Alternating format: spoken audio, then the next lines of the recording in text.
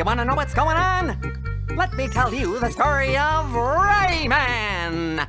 Failure, frustration, and death. That's the story of Rayman. This brutally unforgiving platformer draws you in with its child-friendly visuals and upbeat, happy-clappy soundtrack, then bashes you over the head with a difficulty spike so steep it's basically a straight line. Rayman is often voted as one of the most difficult PlayStation 1 games of all time, so I guess it's time to go back to 1995 and replay this test of patience all over again. I'm going to finish the game, critique every level, beat every boss, and show you every teeth-grinding, controller-breaking, last life-taking, platforming section from hell, and then ask, Rayman 1.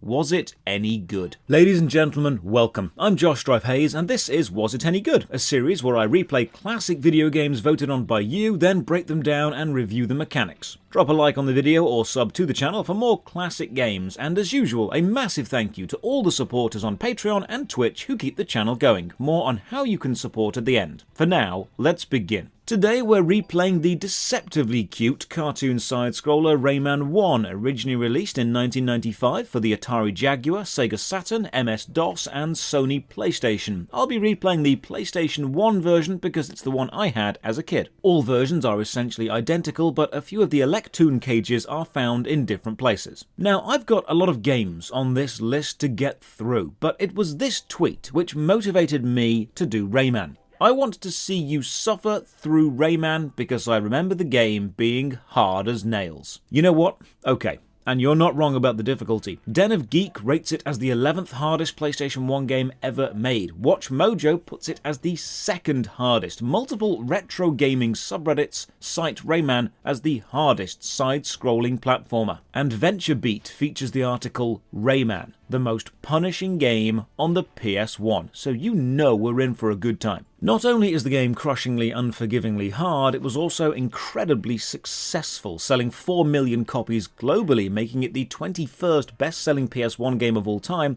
and the highest-selling PlayStation 1 game in the UK. If you had a PlayStation 1, chances are you bought this game. And if you bought this for a child because you thought, oh, that looks lovely, you had no idea the gaming trauma you were about to create. The game starts with a cutscene. The magician tells us how the land is kept in harmony because the great Protoon is in balance, but then the evil Mr. Dark shows up and starts to kidnap all the smaller Electoons, and Rayman is the only one who can stop him. So pretty simple, bad dude shows up, go and stop him plotline. Interesting thing, the cutscene is actually voiced differently in the European and American versions. Have a listen.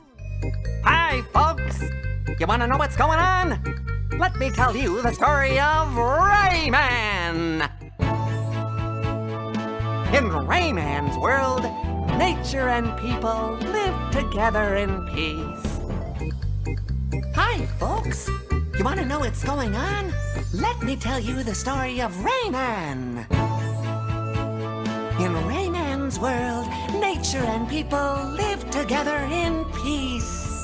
You start on the overworld map. Each level is shown by a small gold coin, and each level is broken down into smaller stages. Finish all the stages to unlock the next level. Now, Rayman himself can walk left and right, jump and stick his tongue out, and at the start, this is all you can do. You do unlock extra moves and powers as you go. First level, let's just talk about the visuals. They are gorgeous. You'll visit 6 worlds, and each world has its own distinct style, both in looks and in gameplay. And we start off in the magical forest, the cartoony style. The sheer amount of animation and movement is overwhelming, from Rayman himself to the enemies, to the small flourishes like flowers dancing in the breeze or the particle effects around the blue gems you can collect. Rayman is a beautiful looking game. It's stylized extremely well, but beneath the pretty exterior lies the heart of a monster. So, very first level, we are shown a brilliant bit of game design to really set the tone from the very start. You want to collect these blue orbs because getting 100 gives you an extra life, but look, there's a red orb just out of reach. It looks like you should be able to jump to it, but you just about can't. But then as you play the level and climb up the vines and loop back around, now you can get it. The red orb increases your hit points from 3 to 5, shown by the little yellow pips to the top left. Now, this very simple loop of collecting the red orb has actually just set up a lot of what Rayman is going to be. You can often see what you need, but the obvious route is wrong. You will need to loop back and return later. The very first level sets up in less than 1 minute what will be a major mechanical theme for the rest of the game. This is simple but brilliant design. The backgrounds, along with all of the foreground smaller flourishes, use a technique called parallax scrolling to imply depth on a 2D plane. You have a foreground layer which moves quickly, objects and items that appear closer to the player than Rayman is, the gameplay level, that's where Rayman exists, and then the multiple layers in the distance all scrolling at different speeds. Parallax scrolling helps create a feeling of depth and a full world beyond the single layer you are on, of forests feeling cluttered and the sky feeling open and free. At the start of the first stage of any level, there's a big arrow sign. Walk onto this and you'll be sent back to the map. At the end of each stage, you'll find the question mark sign. Walk into it and you'll start the next stage of the level. But remember, once you start the second or third stage of any level, you cannot go back. You must now finish the rest of the stage to return to the main map. From the second stage onwards, we'll start to get enemies. Now, the enemies change depending on the world you're in, but there are a few consistent ones. These irritating little black blobs. Touch one and you'll take damage and get knocked back. For now, just jump over them because you can't fight back. In a few levels, you'll also find the magician's hat hidden somewhere. Stand next to it and you'll drop 10 gems into his hand and access a secret level. Every secret level is different and they are all a time trial to collect a certain number of gems. Normally, if you make a single mistake, you won't be able to finish them in time. Completing them always gets you an extra life, but you can only play them once. The extra lives, however, will become absolutely essential. Sometimes you'll find checkpoints. These photographers buy an old-style beach cutout. Stand by it, you'll have a photo taken, and when you die, you'll respawn here. Oh yeah, you've got lives. We'll have a look at how the game over screen works later, because you'll be seeing it a lot. And now, 2 or 3 levels in, enemies start spawning when you cross certain thresholds. One of the main designs of Rayman is you will trigger things like enemies or cages or platforms. Sometimes they'll appear back at the start of the level, sometimes they'll appear right next to you, so you are never quite safe. And a lot of the later levels, as we'll see, are trial and error because you never know what you're going to spawn next. This is a cage. They hold the imprisoned Electoons. I need to free them because,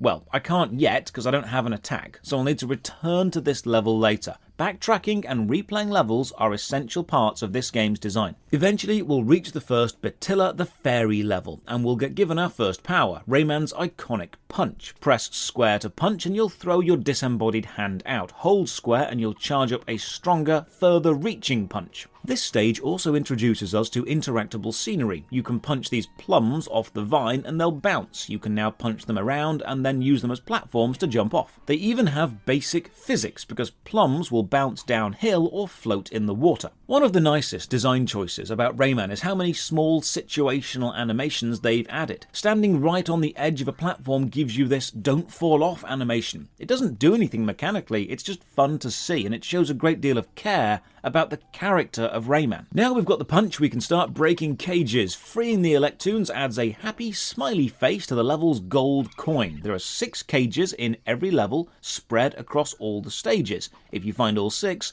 the gold coin icon becomes a big smiley face. Another nice touch, when you stand on a floating plum, you'll move in the direction you're facing, but you also get this cute little sound effect of a boat motor gently chugging away. It's these small touches that really lull you into that false sense of security. You're thinking, this is going to be fun. Remember when you played the first level of Rayman and you thought it was going to be fun? Oh, we all made that mistake. In most levels, you'll find 2 types of punch upgrade. The sparkly upgrade increases the speed of the punch, and the gold increases the strength. You actually keep upgrades between stages in a level, but if you die and restart, you'll lose them. Some enemies, however, begin to get wise to your punching tactics, and they will duck whenever you charge a punch up toward them. And this is the first moment you realise Rayman knows what you're going to do, and is designed against you. The childlike design is hiding the evil intentions of the designers. Another recurring enemy, the Hunter, fires bullets which pop open to have cartoon hammers held within. It's silly, but it's also deadly. Thankfully, you can lie flat and the bullets will always pass over you. One issue with fighting back, however, is enemies do have immunity frames. You can only hurt this guy when his gun is down. If you try to hit him when the gun is up or he's firing a bullet, he'll take no damage. Another lovely early game example of enemies have weak moments and you need to attack at the right time. Now, if you miss a cage in stage 1 of the level and you've already moved on to stage 2, tough. You can't go back. You need to finish the entire level and then start over again. There's no backtracking between stages. When you finish a level, you'll open up more levels, or sometimes these level save coins with the icon of the magician's hat. Being an old game, you'll need to save your game every time or write down a password between every single level. It is important you do this because you will need them. Now things are getting a bit more complex. You've got swinging plums, and you'll start to see some purple flying rings, which we can't use yet, so make a mental note to come back here when we have the grab and swing power.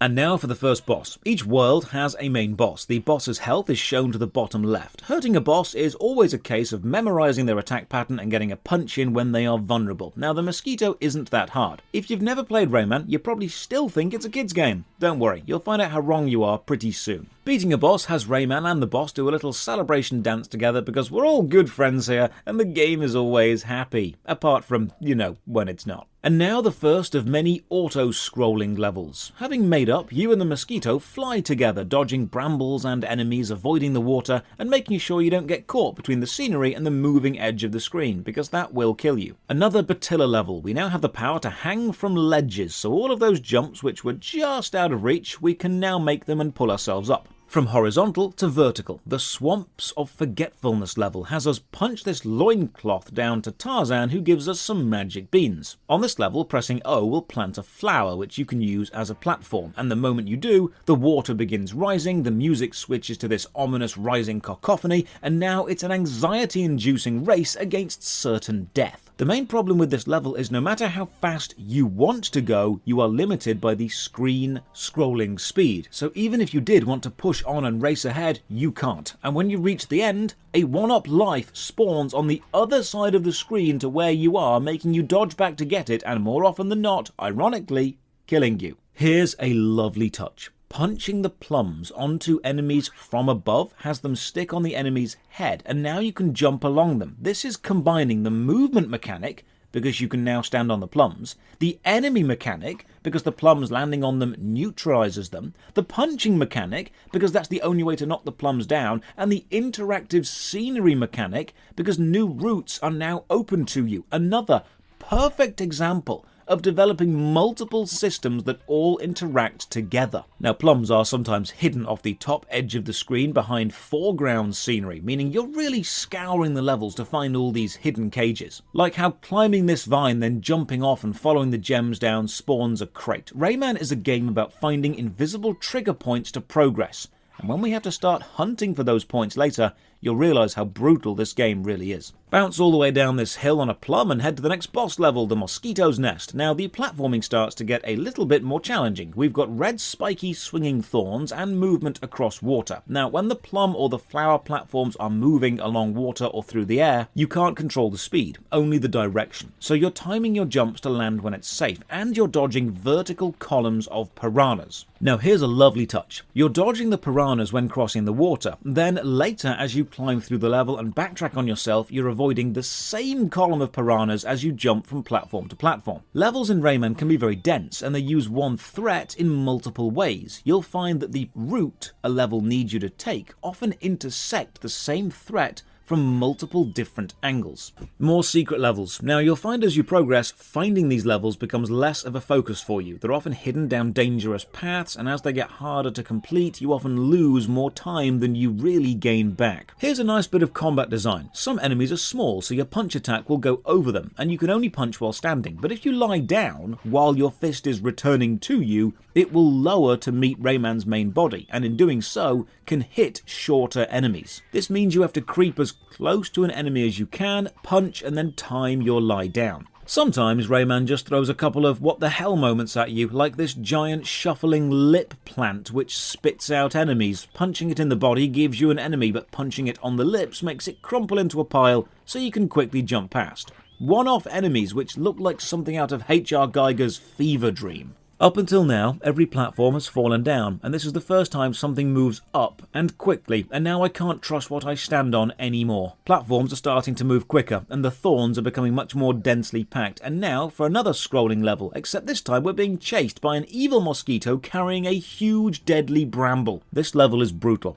Make no mistakes, because if you do, you'll die. And it moves in closer to you, so the actual playing space you've got on this screen as it moves is massively reduced. And then we fight the next boss, the actual evil mosquito, much harder than the first, with much more mechanics. And this boss fight really highlights one of the main weaknesses in Rayman's design. The hitboxes are not pixel perfect. In fact, they're not even close. Rayman's body, or the graphics of dangerous things like the thorns, have damaging areas, hazard areas to you as a player, but you don't actually know where they are. Watch as this giant thorn passes over Rayman, and the pixels of both Rayman and the thorn overlap, but you don't take damage. Part of the difficulty in Rayman is knowing exactly what part of any dangerous thing is actually dangerous. It's old school games like Rayman which inspired fantastic newer games like Cuphead, except Cuphead does bosses far better, because it respects the pixel perfect mapping of hazards and your own player sprite. And now a tricky little bit of design. I've been punching this mosquito every time it flies at me. It's got one life left, but watch, as I go to punch it, this is the only time it actually dodges. And I need to quickly follow up with another. The designers knew this. This was the moment they wanted you as a player to realize they knew what you were doing, and they were going to design against you. Rayman is a very confrontational gameplay experience. Despite looking child-friendly, it's not designed to be fun. It's designed to be brutal. Beating this boss gets us the next power. Punching those flying rings lets us connect to them and swing from them. Welcome to Bandland, first level Bongo Hills. From now on, even the floor isn't stable. The metal lines of the musical score are slippy, and there's a delay to build up speed, and then almost no friction, so stopping takes ages. And in one of the worst design decisions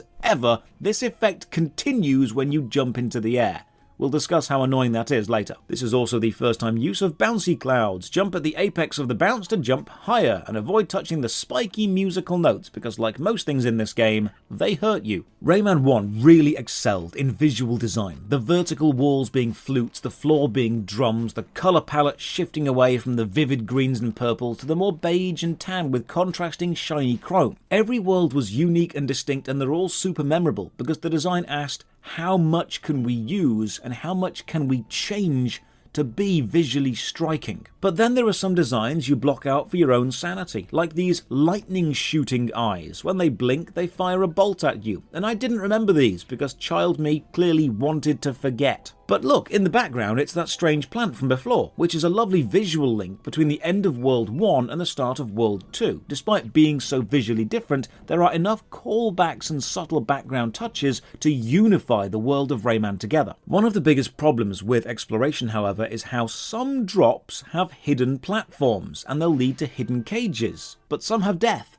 and you don't know which ones until you try. And most of the time, it's death. Rayman is a trial and error game, and this level is the first time you'll make more errors than successes, which, given you have limited lives, is incredibly frustrating. Enemies have also been upgraded to be even more annoying. This green fly dodges your punches and then jumps over them and then ducks under them and then jumps at you to attack and is generally annoying. We are now seeing auto-moving platforms with far more hazards around, and I am burning through lives far too quickly. Rayman is a game where you need to memorize the route, the timings, and it is possible with practice. But you don't get much practice with each attempt because the bit where you die is far away from where you start. Sometimes at the end of the level, just before you touch the finish post, you'll hear the telltale sound of something spawned. So you'll backtrack and look for new platforms, and sometimes you'll see cages but have no idea how to reach them. Either you've missed a secret or they're impossible for now. Rayman tricks you with its kid-friendly first level. This isn't a kid's game. This is a test. Rocket maracas, they boost you straight up. Stand on them and then stand to the left or right to guide them. Then don't get trapped under a platform. Don't bump into a hazard spike. Don't panic. Don't make any mistakes. Simple.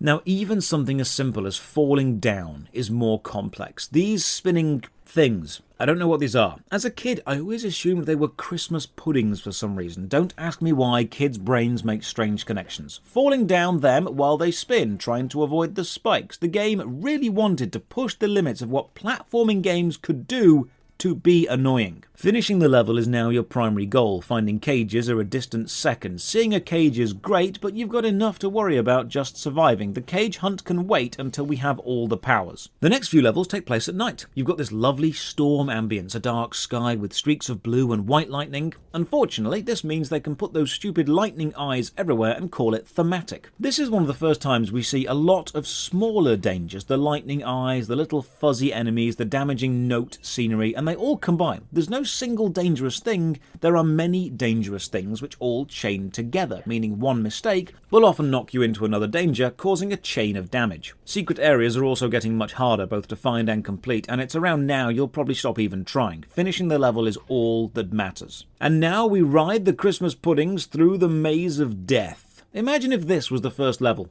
Imagine setting expectations from the very start. Imagine not tricking players into a false sense of whimsy before you start viciously ripping lives away from them. How about a giant unkillable lightning enemy with maces for hands which shoots balls of lightning at you whenever he slams them down? Also, he hits you when you're standing in the supposed safe zone above him. Some cloud platforms are on timers, but when you first see them, they're always there, so you'll jump, thinking they're permanent. Then they disappear when you're about to land on them because they've been timed to do exactly that. And then you die, and then you know the game hates you. Oh, one new advantage, the grab the rings and swing power also lets you grab the one-up trophies, so getting extra lives is now a little bit easier. Which is good, because you'll need them. Watch this. You get the item because you need it, and doing so triggers more hazards to appear, because every advantage must be accompanied with a disadvantage. Nothing is just a good decision anymore, it's always the balance of a benefit and a setback. While playing, I found this review.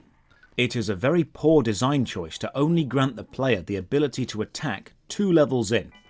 You know what? I completely disagree. Rayman is a giant challenge, and every move in your arsenal is vital to surviving it, and by granting you abilities slowly, they are forcing you to become comfortable with the basics before making it more complex. And with the first level being purely platforming, you have everything you need to pass that first level. They are teaching you to move, and then with the second level having enemies but you not having an attack, they are teaching you that sometimes avoiding combat is a better choice than fighting back. Then when you do get the punch, just like the hanging, the swinging, the helicopter and the running, you know it's an addition but it's not the foundation. Rayman is a movement-based platformer. Combat is a fallback plan. It is very rarely the primary answer. On to Allegro Presto. Time to build up some serious speed on these slippy surfaces and then slide uphill under the deadly musical notes. And now the trumpet bit. These trumpets blast you sideways. You need to jump at the right time, land on the slippy platform, and then instantly jump again to reach the next layer of trumpet. And you need to do this about 6 times, one after the other, as the platforms you're trying to land on get smaller and smaller, and if you miss a jump, you fall back down to the start. This is tedious. It's a case of memorizing split-second timings, which is slightly different for each jump, and when you finally do make it,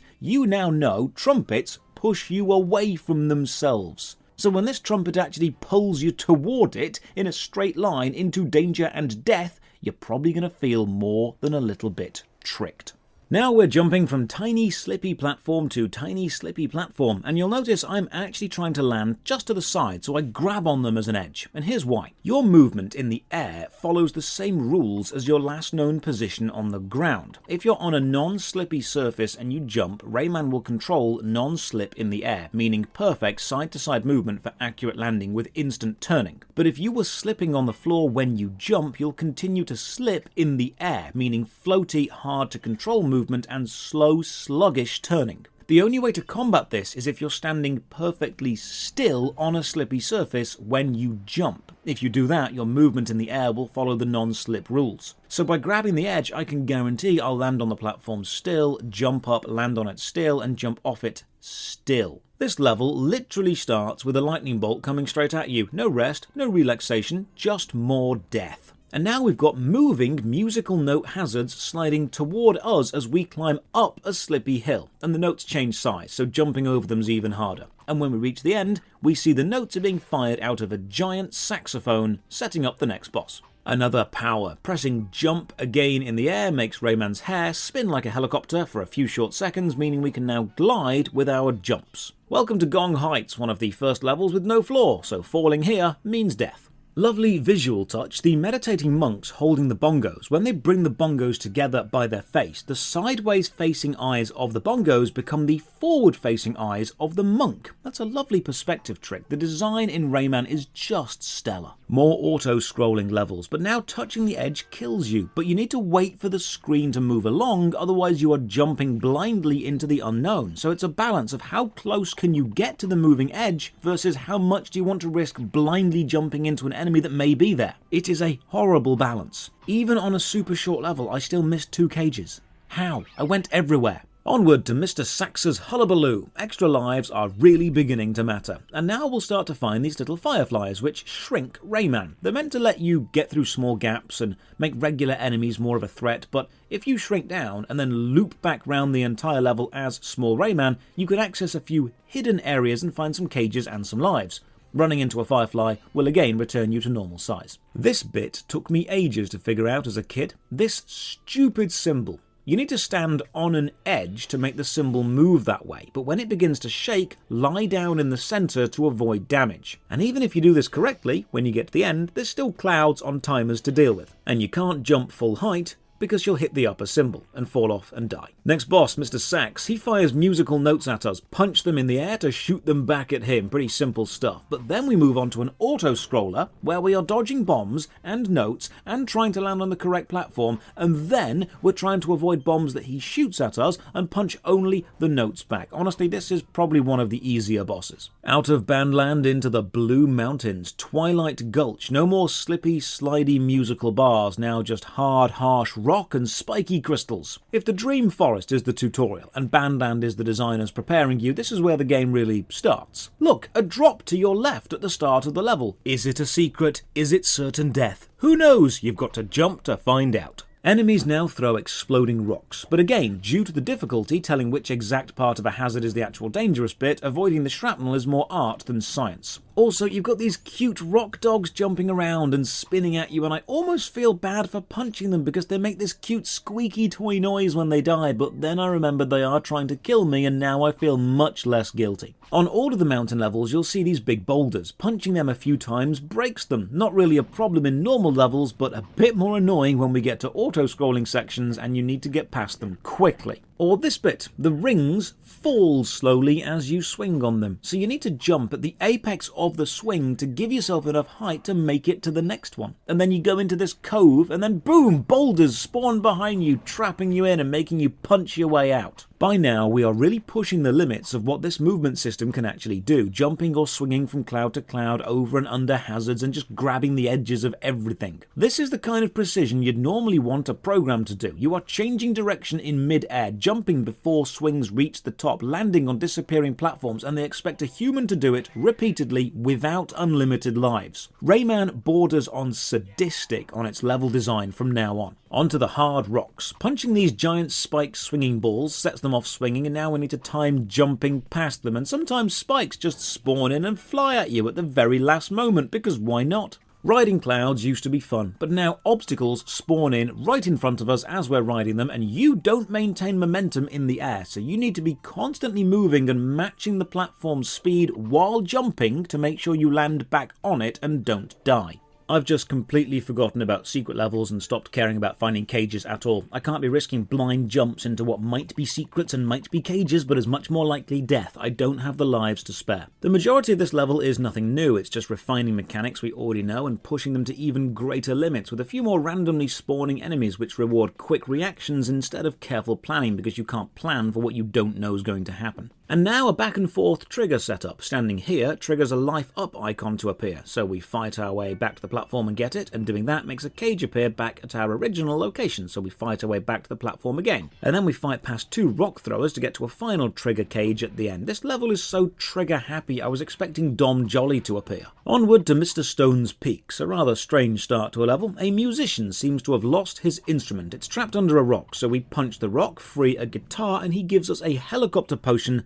so our helicopter hair will last indefinitely, but only for this level. Pressing jump makes you fly up a little bit more, and punching will stop it, but if you're quick enough you can catch yourself before you fall down. This is another level. The lack of any obvious hitboxes really harms the gameplay. How close can I get to these spikes? Is it pixel perfect? Is it graphical but not harmful? I just don't know. This bit sees you flying through a spiked path. Reminds me of the underwater level in Turtles in Time. The problem here is you're constantly tapping left and right to make small adjustments to your movements in the air, but when you face right, the camera pans to the right, shifting the screen, and when you face to the left, the camera pans to the left, shifting the screen back that way. So you are constantly whipping the screen backward and forward from one side to the other, which makes flying even harder. Another level I was stuck on for hours as a kid. A vertical auto-scroller, but the platform above you is being pulled down, trapping you toward the water.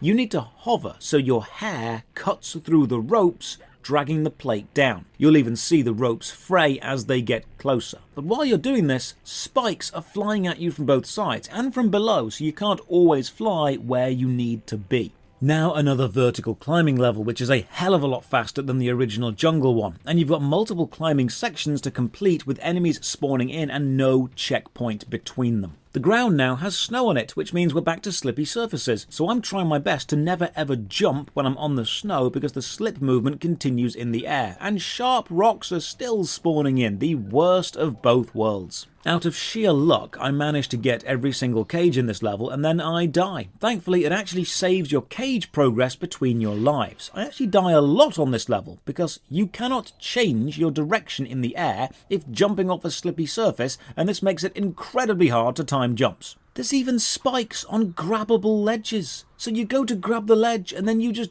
die. The next boss, Mr. Stone. See the huge pillar in the middle of the arena? You've got to punch the top of that to swing down and hit him, and he'll throw boulders at you and shoot lasers and drop exploding boulders, and when there's finally a stable bouncing boulder, jump on it, punch the pillar, then cross over to the other side as he runs at you. And I died so many times because he will shoot lasers that you need to duck under, but then he'll drop a boulder on you, but you can't move fast enough because you're ducking. This boss is completely unfair. I died many times. I had to use my password and reload the game multiple times so I didn't run out of lives. And remember, getting to a boss means replaying the entire level leading up to them, so it's incredibly time consuming. Finally beat this dude. The traditional after-boss dance sees him replace his head with the gormless, smiling pedestal rock, and Batilla gives us our final power, the ability to run. Holding circle makes you run. You can run and jump further, and now we are fully powered up, so onwards to Picture City Eraser Plains. Welcome to the art world. Colourful, fun, whimsical, absolutely. Unforgivingly, crushingly difficult, also yes. The level starts and you discover ink is even more slippy than snow, and you slip straight into death. What a fantastic introduction. A few new mechanics here. The blue sparkly magic erasers are bouncy and always bounce you to maximum height, and the spiky rocks are replaced with thumbtacks, which are even more awkward hitboxes. The cages are now completely out of the way. In previous levels, you might bump into a cage as you complete the level, but now they are hidden down side streets and secret routes. It's very rare you'll ever bump into a cage if you just play through the level normally. You need to specifically hunt for them from now on. The ability to run comes in handy running through this deadly wave of sharpened pencils, and the plums from the forest have reappeared in the form of yin-yang bouncy balls, sometimes with a spike on top. The music and visuals are both beautiful as always. In fact, a lesser known fact about Rayman, if you put the PlayStation 1 Rayman disc into a regular CD player, it will act as a CD and play through all of the music tracks in the game. You can try this. As we push on, we're attacked by a monkey in a space helmet riding a giant spoon. I mean, I know the game was whimsical, but the design does get a bit random from here on out. Finding cages is a complete chore. They are hidden behind long chains of triggered events, from spawning platforms to lives to enemies to backtracking. It's more luck. And you'll start to need a guide if you're looking for them, or you're just wasting your time. Look at this, 4 bouncy balls with spikes on top and 1 safe ball. You need to punch the dangerous ones away while very carefully jumping on the single safe one. And this platform, which bounces you into thumbtacks directly above you. You need to use the helicopter skill to slow your descent to be able to move between the hazards, and this does show they've really thought about how to incorporate the skills you have into the dangers they make. Without that skill, you can't complete this, so your extra moveset isn't just an addition anymore, it's now a fundamental part of the solution. This, however, is one of the worst designed puzzles. A lightning eye shoots at you while you punch spiked balls out of the way. This is one of those puzzles that you figure out quickly, but then putting the solution into practice is just tedious. It's not difficult, it's just repetitive. Making the player perform the same action over and over again with a really high risk is annoying, but making them do it over and over again with low risk, that's boring. And while a game can be annoying, because annoying is still an emotional response and will create a lasting memory, a game never wants to be boring, because you don't remember the boring bits. Onto the boss, a pirate ship which shoots bombs at you, so you need to jump and punch the crow's nest, but when you do, a shower of bombs drops onto you, and then at the same time, you've got this dude who throws a gold earring at you. But then he also ducks under your punches, so you need to time them to just before he throws, so he's animation locked. I cannot remember how many times I died on this stage, because when you do beat these two, the real boss begins. Space Mama. This crazy lady shoots knives at you from her rolling pin, and then you need to bounce on the knives once they're stuck into the floor to gain the height to punch her, but then the knives change pattern and bounce around, and when you do win, there's no dance. Interesting. Next level, Pencil Pentathlon. First time we need to break a cage by punching and then moving Rayman and having the new return path of the punch catch the cage. Clever design. Right, how do we get out of here? The only ball available has a spike on it, so that's no help, but oh, hang on. Oh, you clever developers. They've stacked assets on top of each other and hidden a safe non-spiky ball under a load of dangerous ones. Very nice use of the limitation of stacking assets. Swinging from ring to ring, but the pen tips are hazardous. You need to jump just before the swing finishes, but you do need to jump at the very last minute, otherwise you won't make the next ring. Devious. This is also the first level with not only hidden cages, but multiple routes through the level and no backtracking, so I think it's actually impossible to get every cage on this level in one playthrough. Another level with a helicopter room, except this time you're not avoiding the walls, you're avoiding the floor, because it's the bouncy eraser, and landing on it would bounce you into the spikes above and you'd get stuck in a never-ending loop of damage. One thing I do admire about Rayman is when they give you a new power, the designers really sit down and think hard about the absolute worst scenarios you'd need to use it to get through.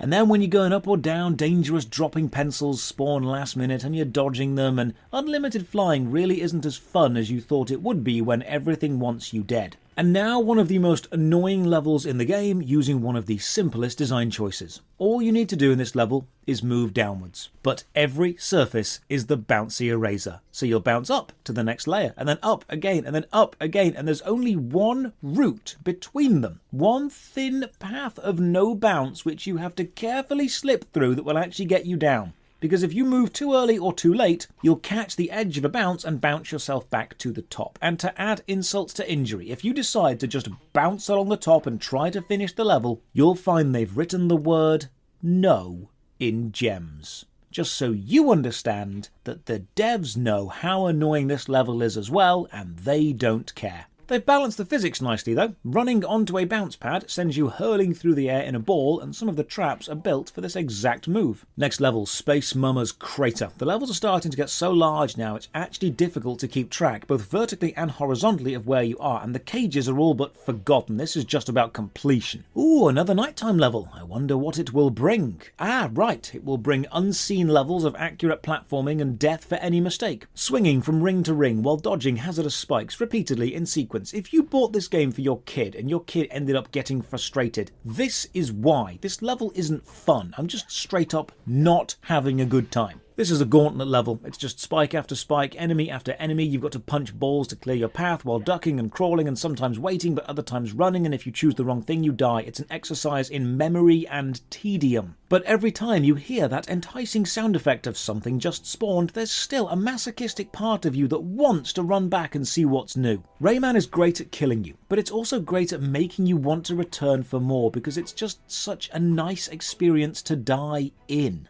And now we take on Space Mama, an opera-loving Viking lady who hides behind a magical flying washing machine, throws knives at us, and then shoots lasers out of her deadly rolling pin. And then she flies around the room, spawning pressure cookers which explode and send the lids flying as projectiles. And then she'll spawn rows of these, so we need to quickly run or crawl from one side of the screen to the other. And if you are a second too slow, you take damage. And then she hides behind the washing machine, and we need to duck or jump over these laser blasts as we try to punch the machine, and all this happens while the fight very slowly speeds up, so you can't keep a constant time pace either. 30 deaths is when I stopped counting.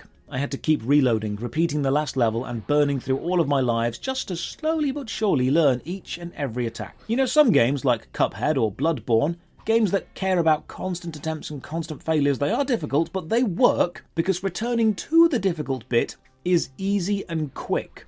In Rayman, failing on the boss means completing the entire level again, and that's often a challenge in itself. Finally, after what feels like an absolute age, Space Mama is defeated and we're told Mr. Dark has kidnapped Patilla the Fairy, so onward to the Cave of Scops, the Crystal Palace. Okay, look, by now even using checkpoints makes additional hazards spawn. Don't do this to me, game. I need checkpoints. They're my only salvation, and you are making using them a negative thing. I hate you, Rayman 1. I hate you so much. If you die on 0 lives, which, let's face it, will happen a lot, you'll get the continue screen. Rayman trudges to the left to the dark and dismal future where he's apparently a criminal with wanted posters, but pressing any button has him cartwheel over to the right and keep trying. If you don't press anything, you'll return to the main menu where you basically have to reload or use a password or start again. So cages have gone from easy to find and in your path to difficult to find but still visible, and now they're actively a bad idea. Getting cages spawns enemies or obstacles, or are always in super dangerous places. They used to be rewards for exploring, now they're punishments and actively make the level harder. Traps, enemies, cages are just not fun anymore. More vertical scrolling levels with what is essentially unavoidable damage unless you knew things were going to happen ahead of time. Rayman really didn't want people completing it, did it? Another unusual level, Eat at Joe's. There's a few seconds of chilling in front of Joe's bar, but then Joe gives you a firefly to light your way, and I don't know why the firefly is sitting all seductively like that at the bar, but you know what, Joe? Whatever floats your boat. And now begins the dark level. To see ahead of you, you need to punch. Now, I like this mechanic in theory. The exploration of the visual aspect of a game as mechanic is fine. But if you think they're going to make navigation a lot harder, surely they'd make the level layout a little simpler to compensate. Well, no, you can't see what's going on. And there are random death pits and enemies on tiny platforms you need to walk on, and random timed clouds and secrets you need to backtrack to find. Even if you could see, this level would still be hard. I talk a lot about the quit moment in games, the moment the frustration outclasses the fun and the player decides to stop playing. This is it. This is the moment it goes from hard but fun to just plain difficult. This level isn't designed to be enjoyable in any way, it's just designed to kill you. The next level messes with the standard design even more by having us move from right to left instead of left to right. I think this is the moment the design staff realised they could take a meta structure and start manipulating it. Even the platforms are dangerous now. The red angry crystals can be stood on from above, but underneath they will kill you. Jump down this spike tunnel, likely take damage from both sides, then crawl and a boulder spawns and kills you. This is unfair. I'm dying to random boulders. It's Tomb Raider all over again. All I've written in my notes for this level is spike tunnel and fire spins. I don't remember exactly what I was writing about. It's only been one day and I think I've already blocked the memory of this level out to save my sanity. One of the interesting things I do remember are the wires in the background, a rather strange scenery choice. I hope they use this for something mechanical because I feel there's a lot of design potential with machinery that we've not explored yet. And there it is. We punch this plug into the wall and then ride this UFO style platform as it follows the wire. And in an interesting twist, it takes us back to the start and the next level is a copy of the previous, but now the UFO platforms are working. The UFOs themselves are a giant 3D moving puzzle. You need to avoid obstacles while also punching switches as you are moving to change the path of the UFO. And even then, there are multiple UFO paths and hidden cages spawning and hazards moving around. However, this level was actually the perfect balance of challenge and fun. We are back at Joe's, and now begins the worst section of the game, bar none. This is just straight up the worst designed bit. Well, if the intention was to kill the player, it's the best designed bit. Basically, this bit is an atrocity of unfair game design. All we need to do is move across these floating beach balls. But sometimes you need to wait on a beach ball for a fish to come and nudge you along. But then some other fish jump out the water, quite high out the water, and knock you in. And then they'll swim back and forth and attack you multiple times. And then there's hazards to jump over as well on the slow-moving beach ball. And then you've got to time your jumps to match up with other beach balls or with clouds, but you don't know the timings because the only way to know is to die at least once. This section took me at least half an hour because this section is awful. Finally, eventually, make it across. Onward to Mr. Scop's stalactites. Look at this unfair design. That cage is on top of a spike, so you can't stand there, but you don't know this until you jump to it and try to stand there. You need to jump, punch, jump again. Timing is everything. This is the limits of what Rayman can be. A hard-as-nails platformer with razor-thin timing tolerances. The final section of this level, the ambient red, is just brutal. And finally, we get to the boss, Mr. Scops. Now, this boss is a 3-phase nightmare. First, jump over the pincer as he throws it, then make sure you're not standing on the red crystals as they fall down. Then, when all the platforms are gone, jump to the ledge as he moves back, but then hang from the ledge, because if you don't, he'll rush forward and knock you off and you'll die. But make sure to jump up before he slams the ground, because he'll break your hang. and then jump back and hang again several times with perfect timing, and then, when he begins to move back, race against the lava over the platforms and jump from ring to ring, and don't stop or you'll die. And when you've taken an hour to do this, the real boss begins. In a tiny arena, you need to punch his own energy bolts back at him and then slingshot his attacks back at him by jumping over them at the last minute and having them hit him in the face. And he gets closer to you, so you basically can't move. And after another 30 minutes of attempts, including absolutely mastering that bullshit beach ball section, I finally take down Mr. Scops, and we get Batilla the Fairy saying, "Help me, Rayman!" And back onto the main map, and no more levels appear, so we're done, right? Well, no.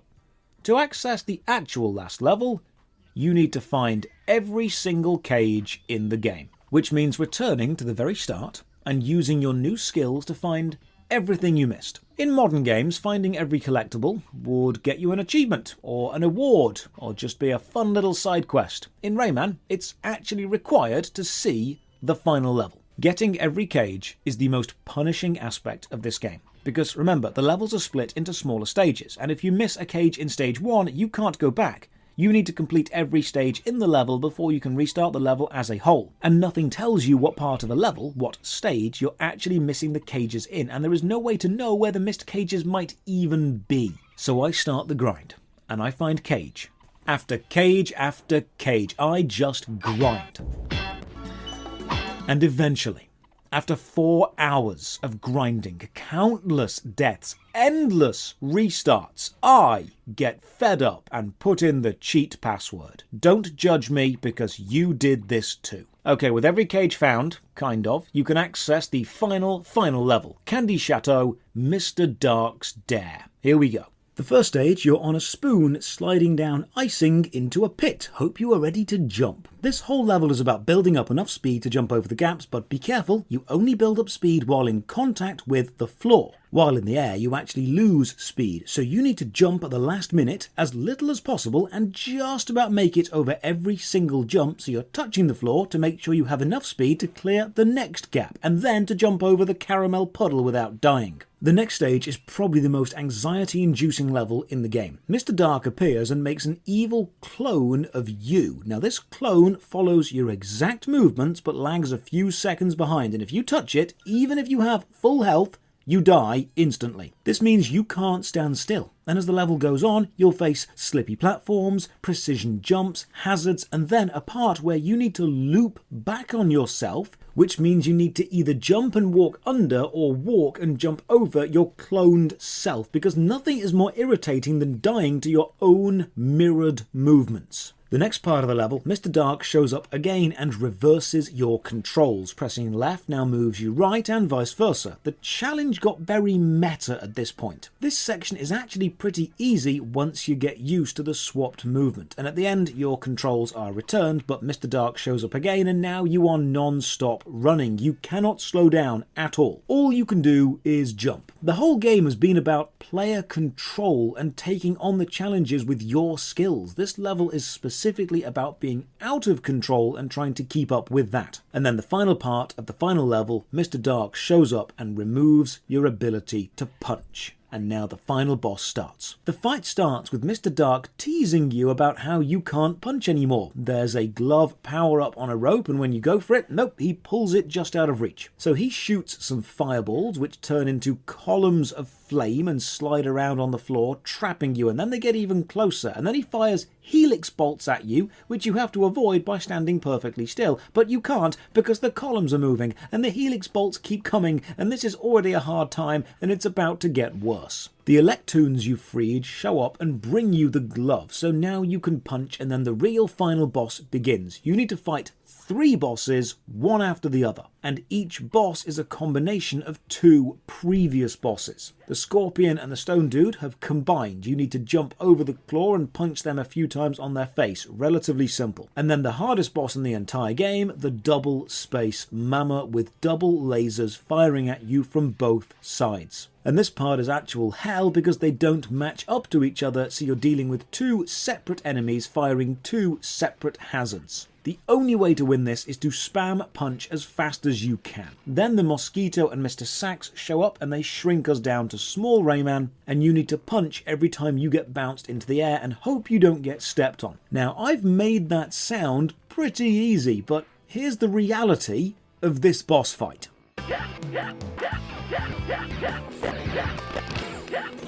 And finally, after more deaths than I could possibly count, I beat the boss. We free Batilla the Fairy and we can watch the ending credits. So, Rayman 1, was it any good? Rayman is a brutally unforgiving platformer with a minuscule amount of lives compared to the skill level expected of you. It's an incredibly well designed game, insofar as the mechanics of movement, environment, enemy and combat all combine so well that they enhance the other, creating one of the most engaging platforming experiences. But the lack of obvious hitboxes and pixel-perfect hit detection in a game which is all about precision makes the actual gameplay experience super frustrating. It's easy to die, perhaps too easy, because a lot of the design is how can we kill Rayman? And many of the late game deaths don't leave you feeling, that's my fault, I'll get better. They leave you feeling annoyed at the progress you've now lost or the unfair situation the game placed you in with absolutely no preparation time. It's a well-made game, both graphically and mechanically, with incredible audio and lovely ambience, but it's not always a fun game. It's definitely not a child-friendly platformer, but when you do finally beat a level and find every cage, the relief you feel is incredible. Nowadays, people compare games to Dark Souls when they want you to understand they are hard,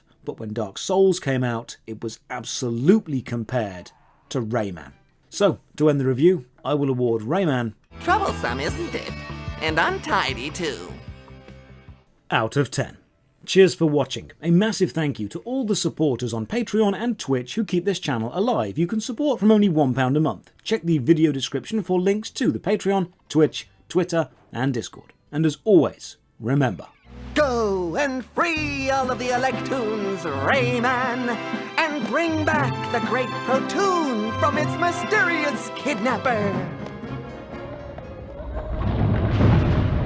But will the bad guys let him do it?